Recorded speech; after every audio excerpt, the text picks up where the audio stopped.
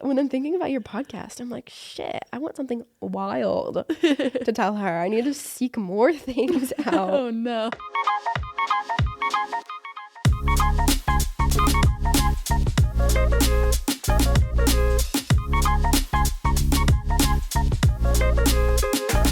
Hey, I'm Sarah, and this is Travel Like You. Today we're joined by my good pal Anna, who shares with us her latest international voyage to Morocco, as well as her first ever trip across borders, neither of which went according to plan.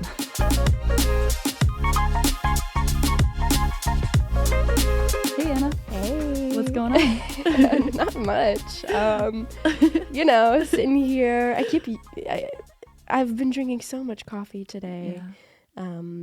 Mostly because I haven't had anything else to do, but also so that Just to get yourself hyped up for the pod. yeah, Cool. so I can get my mouth running. Hey, that's what I like to hear. Yeah. Cool, so welcome. Thank you. Thanks for having me. Do you want to introduce yourself to our listeners? Sure. So I'm Anna. Mm-hmm. I'm from Indiana. I say I'm from Indianapolis. That's not completely true because we've moved all around Indiana, but I'm an Indiana girl. Mm-hmm. I came to France in 2021 on a Fulbright ETA grant, and I've been here since teaching.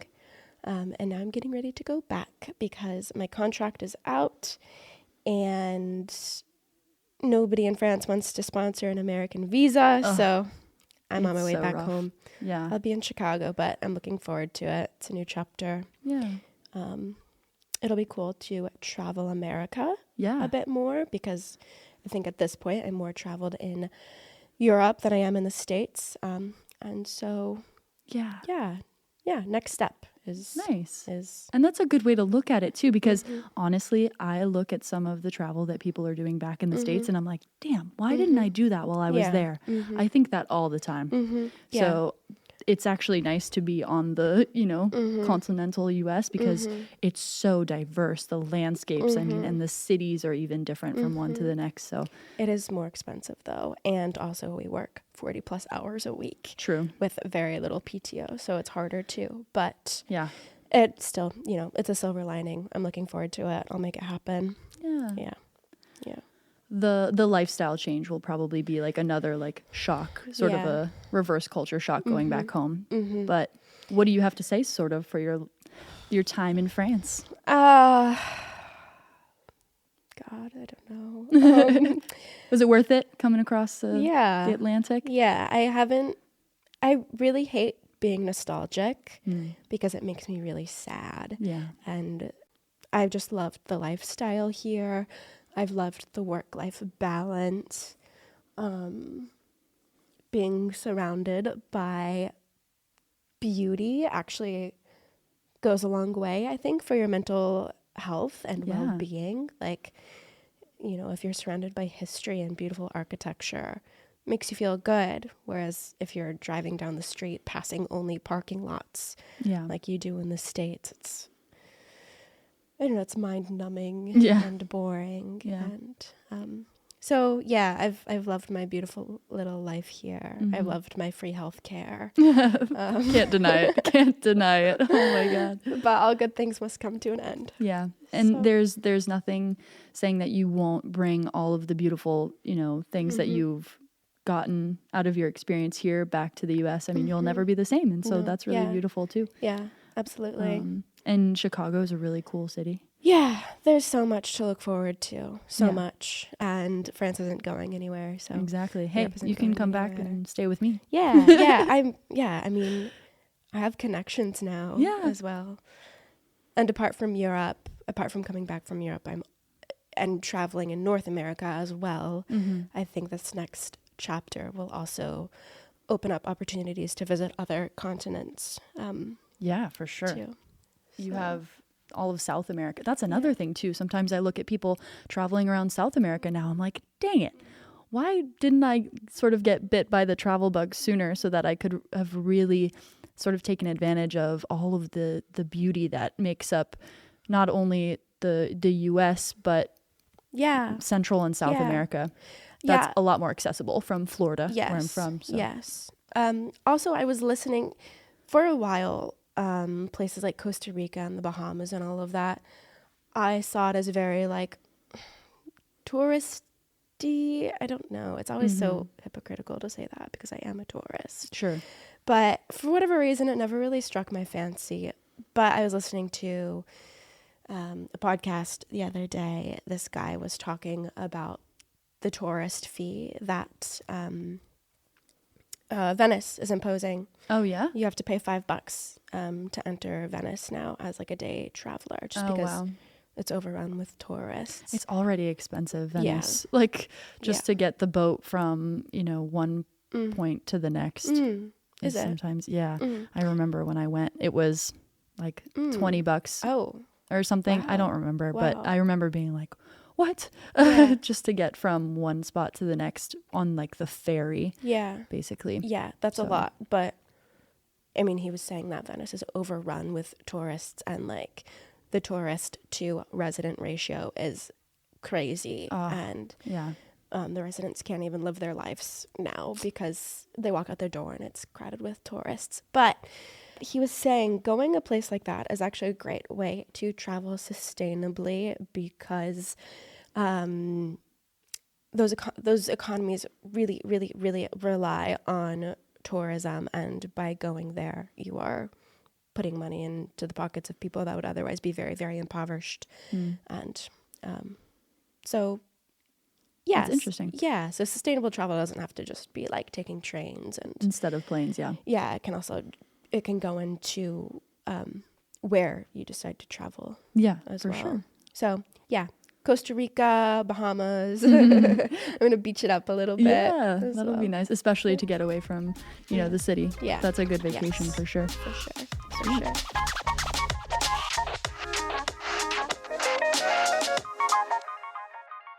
So before we jump in, one thing I like to do is ask a little no context story. So in one sentence, tell me a travel story. And at the end, you can decide whether you give us the details or not. Okay, one sentence. I was half naked on the top of a volcano. Okay. All right, we'll see if I have so many questions. Yeah, so I hope we'll see if I don't know. I don't think I want to answer. I think I want everybody to be like, "What the fuck?" You have time to determine if details are warranted. Okay. And we'll see at the end, I guess. Great. But so you've done quite a bit of traveling since you've had this glorious opportunity to live in France these past few years, to get around and see different parts of Europe and not just Europe, but Africa. You went to Marrakesh. Yeah, and you went just recently, right? A couple months ago, last Christmas in December, and it is March. Yeah, May. It's May. Last December. Okay. All right. So last December you went to Marrakesh. Yes. And how was it? Let's see. It was kind of a gift from my boyfriend Lucas's mom. She bought us our accommodation, and the flights were dead cheap. Nice. Bordeaux to Marrakesh is $30 in the off season. So we decided to check it out. A couple of things. A couple days before we left, Lucas sprained his ankle terribly. Oh. And so we were looking forward to the things you do when you go to Morocco are these excursions. You go on hikes through the desert, you ride camels. There's all kinds of fun stuff like that to do, but crutches and a broken ankle plus sand, Oh yeah, sand is like a whole other. Yeah, we didn't bother. Yeah, so we stayed in Marrakesh all 5 days, I think it was, maybe 4 days. Our riad was gorgeous. It was beautiful. What's the layout for people who don't necessarily know what a riad is? And it's what you stay in. It's where you stay when you go to Morocco or to Marrakesh to really experience it right. My riad it's kind of like a hotel, but it's not like a Holiday Inn, or Yeah. it's gorgeous on the inside. It's very ornate with Moroccan decorations. There's like tile work, right? Beautiful tiles, gold lining on all of the woodwork. It's beautiful. Wow. Ours was, I think, 3 levels.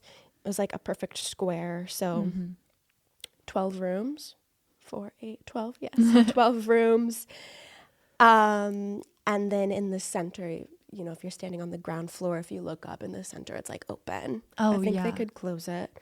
They had to have closed it. But so like birds were flying in and out, and Wow. you heard their little chirps. It was gorgeous.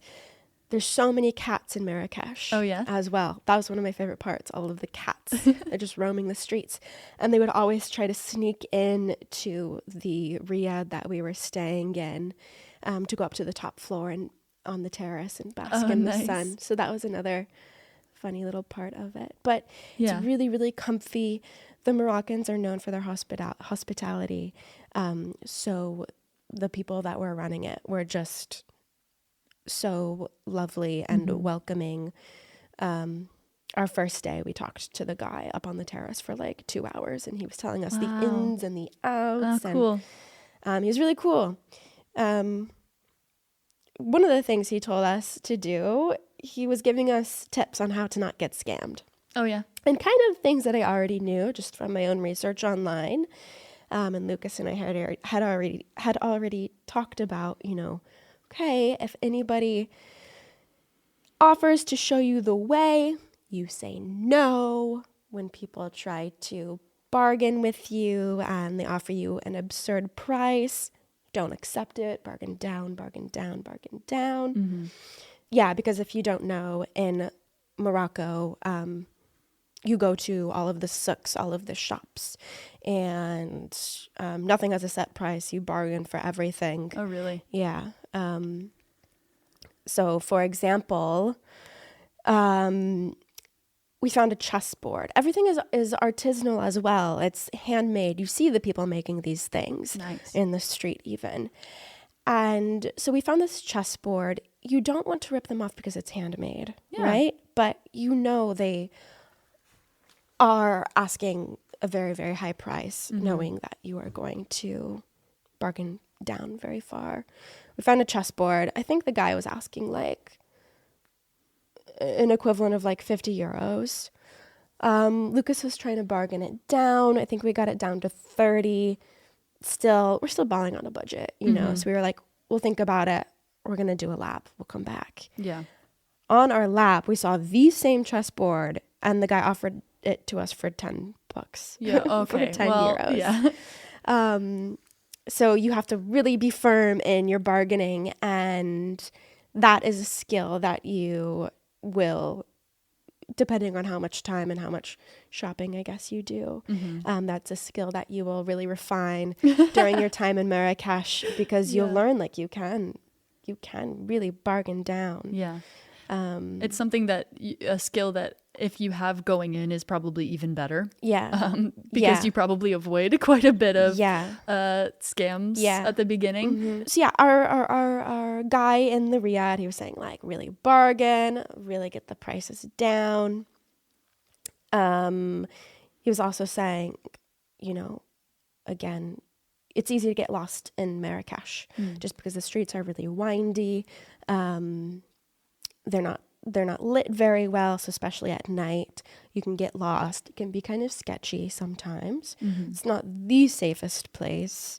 And he was like, if anybody shows you the way, offers to show you the way, say no, because they're gonna take you the long way, and then they're gonna ask you for money at the end. And yeah, this is kind of my story, just that Lucas and I knew this. And I really knew it too. In my head, I was like, all right, the second somebody offers to show me the way, I'm saying no. I'm putting my foot down. I'm resourceful. I've been lost before. I can figure it out. And I kind of thought Lucas was on the same page too. He was like, yeah. But then the few times that we kind of got lost, Lucas was like, he's English. So he was like, all right, yeah, sure. Oh, he's agreeing to be led around, and you're Yeah. like, wait, no, this is exactly what we were told not to do. Yeah. And as somebody who, I don't blame him at all, because also I find that, I mean, he's kind of like a very self-assured guy sometimes, and I'm not so much that, and I love being taken care of. And there's this meme, I've seen this TikTok or something of this, not to like play into gender roles too much, but it's this boyfriend, and it's like my thoughts, or like my boyfriend's thoughts as he's leading me around town, and he's like, watch out for that guy, watch out for that guy, watch out for that guy. And it's like my thoughts when my boyfriend's leading me around town. You know, I love like, well, it's nice to like give up some control when, I mean, sometimes as women, especially when we're traveling, you're everything's heightened because you're like, I'm alone, and I'm unfortunately vulnerable to things that not everyone is vulnerable to. Men especially do have like that privilege sometimes of feeling safer. Obviously they can feel unsafe too, but there are just things that we are subject to that they aren't sometimes. And so your emotions are heightened, you're on alert, especially when you're alone. But when you get to let someone else sort of take that over, I completely understand. That's nice. Yeah. Especially, I was kind of prepared to let Lucas take the reins because Lucy, who has been on your podcast, I don't know if her episode will have aired before mine, but Lucy had been to Marrakesh as well, and Lucy was saying when she went, she was very, very glad to have gone with a man because she just felt more secure that way. Yeah, she told that story. Yeah, did she? Did she? And she kept saying, Anna, you'll be fine, especially because you're with Lucas. You won't really be harassed. It'll be fine. So when I pulled up to Marrakesh with Lucas, I was like, all right, protect me. You know, like, that's fair. With your broken ankle, may I remind you. So yeah, on the few occasions where we were obviously kind of lost, looking at our phones, looking on our maps, people were like, let me guide you, let me guide you. Lucas was like, yeah, okay. Gave them a little bit of pushback, but he was like, yeah, okay.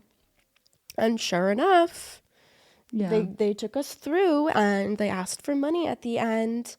The first time it happened, what went down? It was daylight, and we were just walking, we were strolling down this one street, and these teenage boys were like, oh, you can't go this way, the road's closed. And I was like, I know it's not closed. Yeah, I know. I just saw a local go down that street. I know it's not closed, but whatever, I'll turn around. Maybe you just don't want tourists down there. Respect it. So they're like, go this way.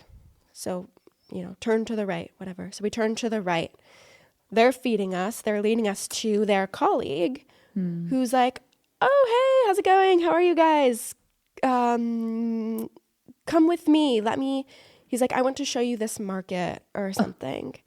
And we're like, okay. Yeah. This is, I think, on our first day as well.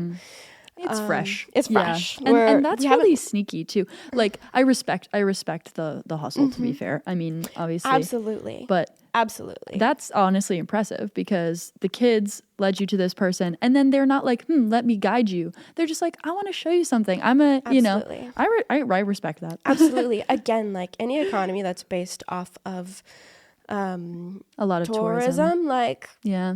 If tourists are stupid, let them be stupid. You know, they have to make their money somehow, and it's amazing how they all work together. And how the network, how planned it is. City. Exactly.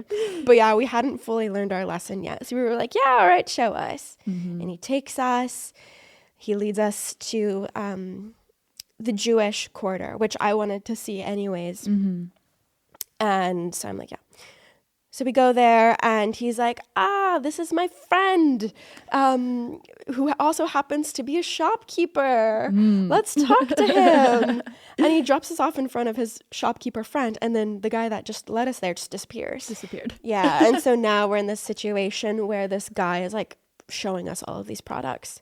Granted, it's really, really cool what he's showing us. It's like, he shows us like a natural Viagra, sort of.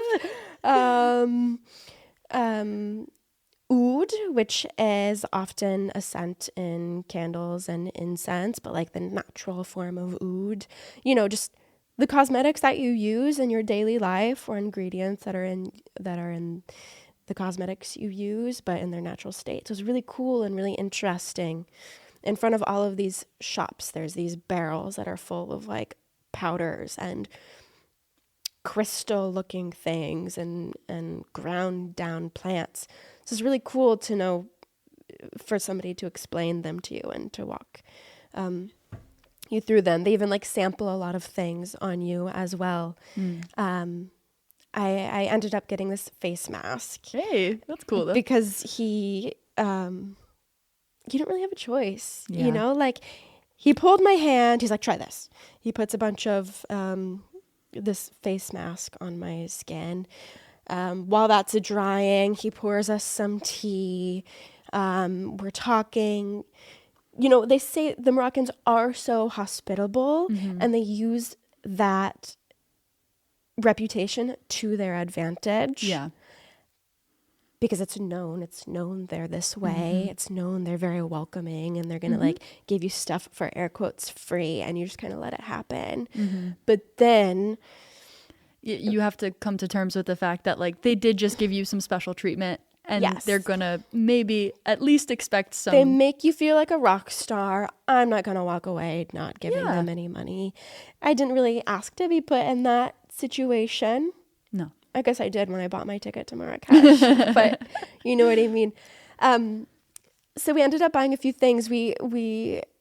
He puts like all of these crystals and these powders, all the shit we got in these bags. He puts it on the scale, and it's like $50. Ooh. And we're like, ooh. We ask him to take some things off. It's still like 30, and we're like, ooh. We ask him to take a few more things off, and he really pushes back. He's like, no. I just gave you the special VIP treatment. I just spent 20 minutes doing this and that for you. Kind of flipped a switch on me. I was like, yo, I thought we were friends. Oh no. Yeah, that's so scary. Yeah, because and realistically, you're in a place you've never been before. Yeah. And you don't know what the consequences might be of rejecting their offer. No, I didn't necessarily feel unsafe there, because like there are tons of people around. It's a shopkeeper. He's not going to like ruin his reputation by being violent. Sure. Because pushy is the standard. He can be pushy and nothing, and not ruin any, not lose any business. But it's more so like, I want to be respectful. I don't want to be an asshole tourist. I want to support you guys. So okay, fine. I'm not going to argue with you. So yeah, we ended up spending more money than we intended to at this pharmacy type shop. And you know, lesson learned. I haven't used any of the things that I got. But again, I have to hand it to them. The whole orchestration, from the teenage boys saying, don't go that way, go this way, streets closed, to the guy like just crossing paths with us and he's like, come with me, to him dropping us off at his shopkeeper friend, to the shopkeeper friend giving us the VIP treatment, knowing exactly how to sell things to us. I have to hand it to them. That is quite the business model. So, you know, no hate. I can understand that. I mean, it's an experience all the same. You know what I mean? Like when you go to some of these places where this is the norm, you know, you're like you said, it's kind of what you signed up for. You knew in advance. Even the guy at your riad gave you the heads up, but it was bound to happen. I feel like it's going to happen to anyone who goes there, especially for the first time. Yeah. You can warn somebody all you want, but like the level of their insistence, it is really hard to step away from and to tell them no. Especially, again, I'm not a very assertive person. So if you are a Libra ENFP, like me, beware, put your foot down, practice it. But it's also, like you said, part of the experience. So for someone who was or is still interested in going somewhere like Marrakesh, and this is part of the experience. Part of the experience is negotiating with shopkeepers, getting lost, getting led somewhere. Definitely. Obviously, you use your instinct. You make sure that you're still in a position to escape, or Yeah, exactly. Sometimes part of the experience is being ripped off, honestly. Yeah, and I mean it's pretty low stakes. Like, we can afford to travel, so we can afford to be ripped off. Yeah, yeah, you're in a position where it wasn't like you're paying $30 for these crystals and you're not going to eat that night. Yeah, so exactly. that's good too. Exactly. Definitely. Speaking of crystals, and I want to go back. I want to go back on when I said I haven't used any of the products that I bought, because I have. Oh yeah. One of the things I got was eucalyptus crystals. Oh yeah. They were just like raw. I don't know what it is. It's eucalyptus, but it looks like a clear crystal. Okay. And what you do is you put it in hot water and you inhale the vapor. Okay. And it's for when you're sick. So it's like a Vicks vapor patch. Do you remember those? Or like the vapor rub? Yeah, people would put it like under their nose, I guess or whatever, it as a still kid, exists. or on your chest. Yeah. I remember when I was young and when I was sick, they had these patches, and my mom would put it on my chest when I was sleeping at night, and it smelled so good, and it did the most for clearing up your sinuses. Yeah. But these eucalyptus crystals, it is that times 20. Whoa. Like, I recommend buying them. Proceed with caution. Like, don't the vapor very, very strongly, because it will burn your nose almost. Really? But when we got back from Marrakesh, we were sick. I don't know if I should say why we were sick. That'll come next.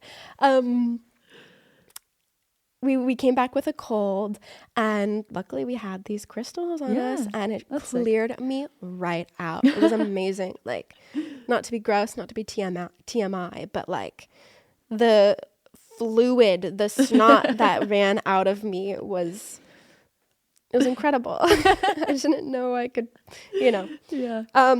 So yeah, if you use the products, they're good quality. Like, these pharmacy products are really, really cool. Yeah. But just know that you will spend a pretty penny. So why were you sick? I was sick because we bought hash from these teenagers. We were like, ooh, Moroccan hash. It's going to be really, really good. But it wasn't. Because we were tourists. I think they sold us the cheap shit.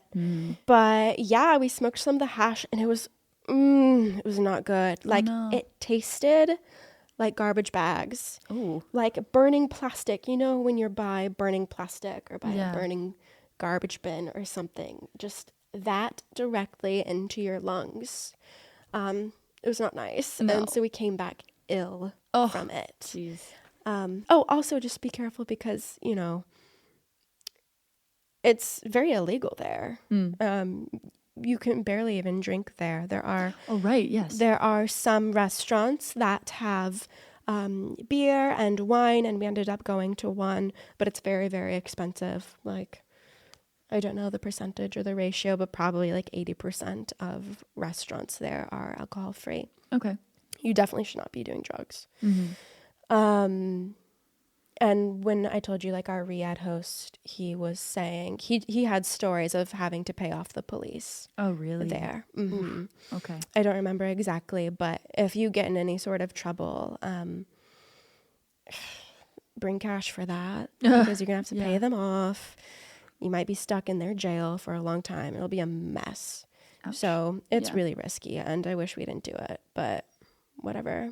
Hey, you made it out. And we got a story from it. Yeah. And we supported some young entrepreneurs. So, yeah. That's a pretty sticky situation. Yeah. Yeah, I kind of seek them out, I guess. Yeah. But like when I'm thinking about your podcast, I'm like, shit, I want something wild to tell her. I need to seek more things out. Oh no. Yeah, don't do it for like what do people do? Do it for the content. Don't Yeah, do it for the gram bit. or what do it for the plot. Yeah. And that's it. I do things for the plot sometimes, but I'm still working on it. I'm waiting for like my magnus opus. I don't know. Is that what it is? That sounds familiar. Magnus opus is like your life's work. Oh, really? I'm waiting for my end all be all bit. You know. Yeah.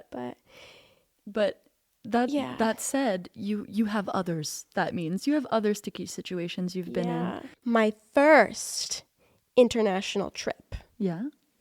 Was it lasted 30 minutes? Oh yeah? I don't fully remember because I was very young. Okay. But my brothers and my dad and we were in El Paso, Texas. This was, I don't know, 2000. Let's see. I want to say I was like 6 or 7. Okay. And I was born in 1997. So 2004-ish. We were in El Paso, Texas. At the time, you could pay a penny to walk across the border into Mexico. Wow. From my memory, I've never heard that. It was a really small tarif. I forget the word in English. Fee. It was a really small fee. I want to say it was a penny. And you could just walk across the border like no hassle. Wow. And so we were like, why not? Let's take 20 years ago. Yeah. And now there's like a wall. Yeah. Yeah. Right? Now you have to like, I don't know. It's a lot more complicated. Very. Actually, there's not a wall. Yeah, I it's think not a there's wall. like 12 feet of a wall. Yeah, they started and then stopped, right? I think like 12 feet such of a it has joke. been federally constructed. And then if there's any more wall, it's like crazy individuals who are on their knees for Donald Trump and are like, I'll do it for you. Yeah, Jesus. I am, for the record, anti-wall, but I'm pro penny across the border. Yes, I like that. Me too. Fuck the penny, make it free. Yeah, agreed. So yeah, my dad was like, why not? Why not take my 3 children, us white people, looking very middle class, why not take this little motley crew across the border to Mexico and see what's up? So we walk across the border.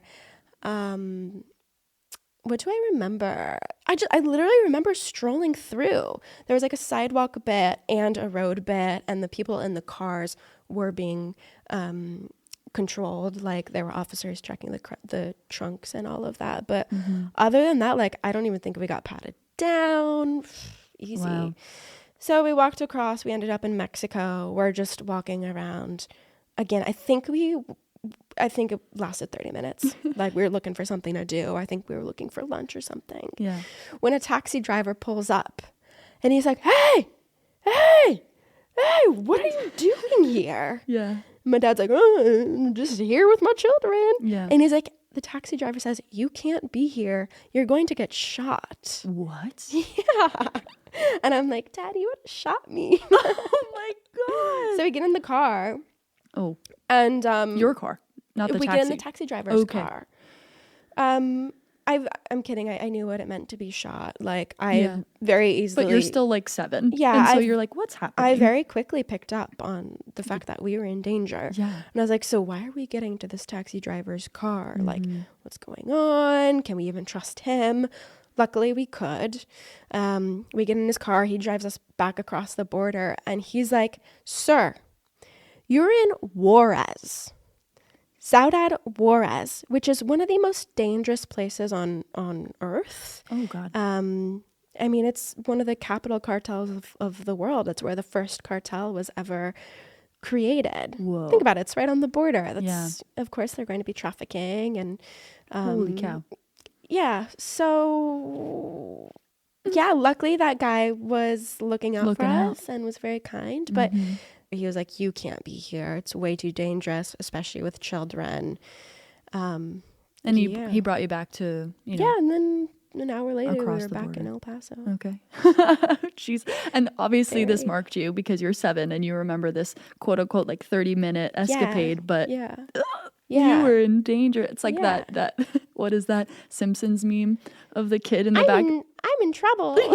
Or I'm in danger. Yeah. The The back of the bus. Ralph? Yeah. That's my dad's favorite. Yeah. We were a Simpsons family. Like, that's how we spent our family time. That's sweet. Yeah. Growing up watching Simpsons, and my dad loves Ralph. Well, he was maybe you were invoking a little bit of Ralph there. Yeah, I think my dad was giving Ralph. Just because that kid is not very bright. My dad is very, very smart. Yeah. But another perfect example of how men are just like, it'll be chill. It'll be fine. I'm going to go on a little vacay. I'm just going to walk across the border, see what's up. Yeah. What's the worst that could happen? You know? Well, hey, luckily, there seems to be sometimes some common threads between certain stories that I've already started to notice. And like, there's so many nice people. Yeah, absolutely. That's usually how it ends up okay, is that like, there's nice people who kind of swoop in. And so luckily you had the taxi driver. Another reason I can't wait to go back to America is to spend more time with my family and ask them questions like, Dad, why did you think that was a good idea? Maybe report back. I'd love to know the answer. Yeah. I haven't talked about my brothers about it in long time either. So I wonder what they think about it. That's technically your first international trip. That was the first time I left America. Wow. On foot. Wow. It's weird too because we didn't have passports. Oh yeah, something was up there. Oh, I need to Google that. I should ask Reddit. Because it doesn't make much sense. But have you been to Mexico since? No. Well, you've got to get a new experience out of it. Yeah. But hey, when you're back on the North American continent, you can do it. Yeah, I'm looking forward to doing Mexico.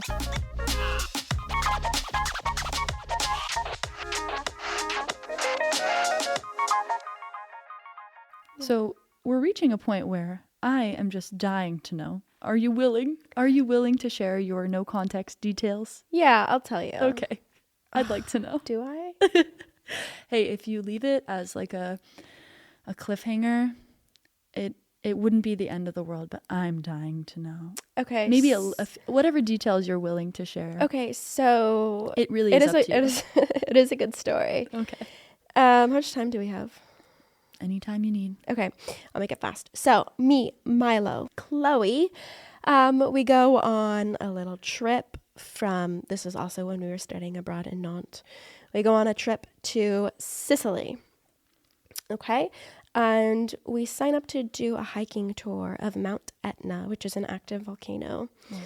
And we're like, oh, active volcano, it's going to be hot. This is April, I think. So it's still pretty brisk outside. It's an island, so island wind and air as well. But we're like, okay, active volcano, there's going to be lava, obviously. It's going to be hot. This story does not do any favors for my intelligence, okay? But I was young and dumb. So we sign up for this tour.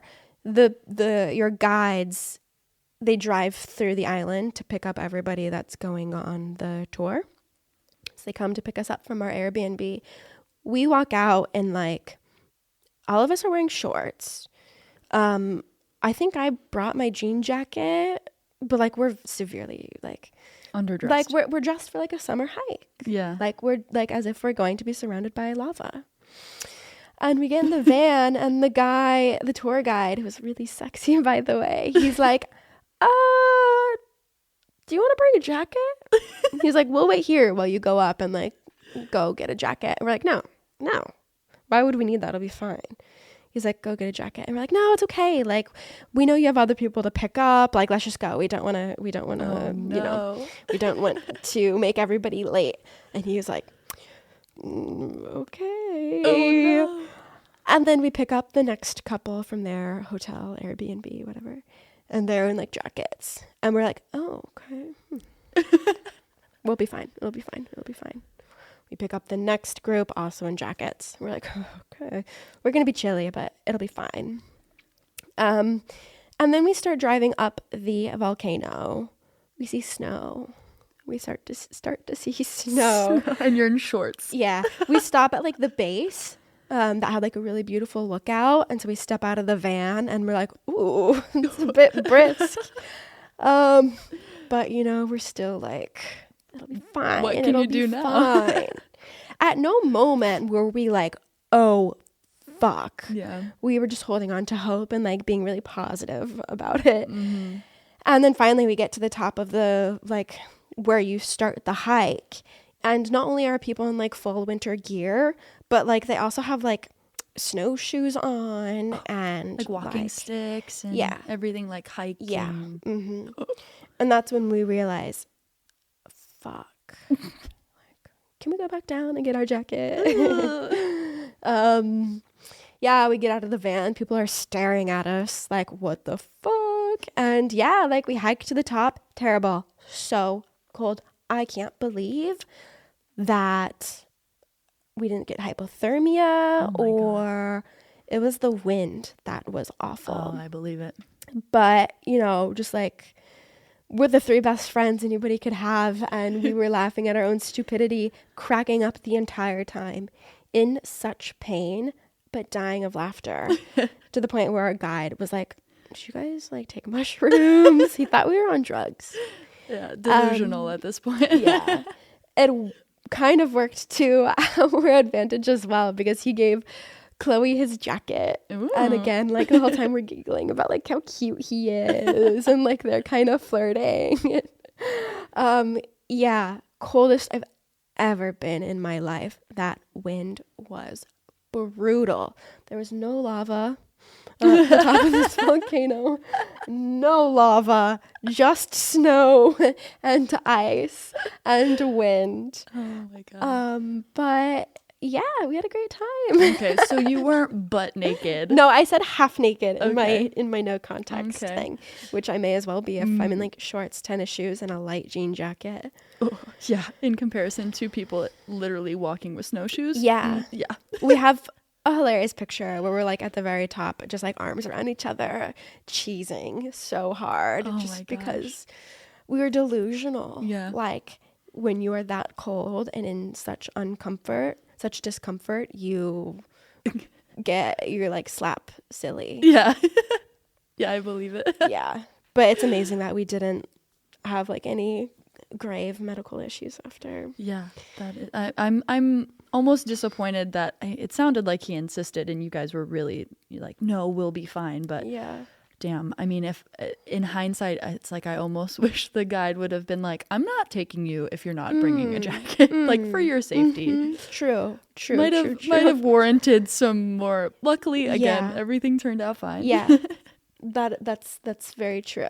Yeah. But hey, you got he probably wanted to see what happened too. Yeah.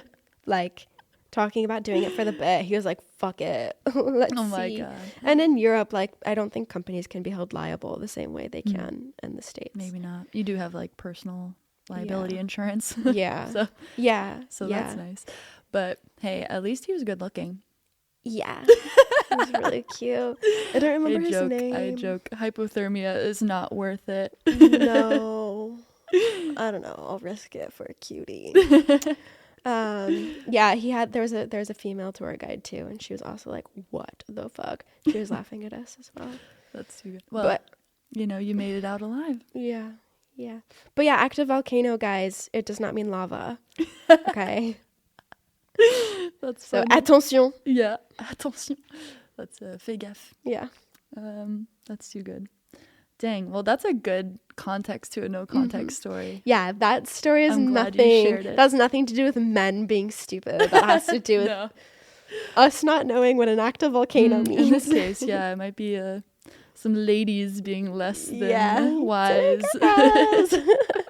We when you're desperate for warm weather. Mm-hmm. Like I've kind of been like that recently. Same. My mind has forgot that spring is a thing because you wanted to jump straight to summer. Yeah, because a couple of weeks ago we had in like nice early weather. April, it was like 80. It was hot, and so I'm like, oh my god, it's summer. I started switching out my closet. Yeah, me too. And it was so dumb of me. Me too. Because I'm clinging on to that summer vibe. Mm-hmm. And I always find myself underdressed and whatnot just because I'm very... The last couple weeks. Me too. Yeah. I got so excited when the weather got nice for like a weekend. I put like half my sweaters away. I've had to go back and unpack them. Mm-hmm. I'm wearing one that I had to unpack because I got ahead of myself. Yeah, finally I've accepted, like, okay, I need to put one extra layer on because I know. But yeah, we were like, spring break, island, let's wear shorts. So we wanted to make it happen. That's too funny. But no, we were ankle deep in snow. Oh my God. That's funny. All right. So before we go, do you have any trips planned or ideal? Like, I know you're going back to the US, but is there anything that like you're hoping to do anytime soon? God, the list will never end. No, I'm really open. I have like a very loose travel bucket list, but I kind of let the trips come to me. I'm open, I have ideas, but no concrete plans. I want to go to the moon. That's one trip. I want to go to outer space. That is one trip that like I want to make happen. Yeah. Before it's all over. Yeah. The only reason I want to be a millionaire is so that I can afford, the private SpaceX. Yeah. Shuttle. Just make sure it's one that's legitimate, Yeah. No submersibles. Yeah. Remember? No, I don't want to go underwater. I only want to go to the moon. Yeah, that's fair. I'll let you know how that goes. Okay, cool. Well, that'll be interesting. You have a blast, literally, pun intended. Yeah.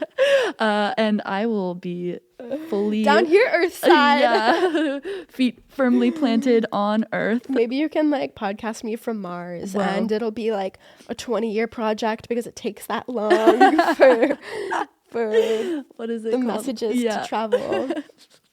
Yeah. Oh, you'll just be too far away. But hey, you've got the international space. There's satellites in seven space. Maybe the service would be really good. Maybe. Jesus. That's a fun way to find out. Well, thanks for coming, Anna. Thanks for having me. And good luck.